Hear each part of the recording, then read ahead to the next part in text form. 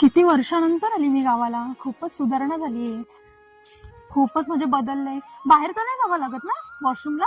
नाही बाथरूम सगळ्यांनी बांधलेत. अरे हा हे का इथे झालेलं आहे. किती सुधारणा झालीये. या आतमध्ये या, पाणी देते मी हो तुम्हाला. खूपच थंड वाटतं पण तुमच्याकडे. हा गावाक भारी वाटते.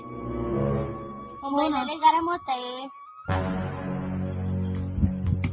हे तू काय गेम खेळ सुटलाय? मुंबईची पाहुणे आले, ती राणी आजीच्या इडली.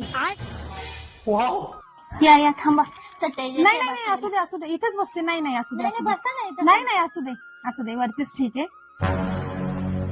अबे साले.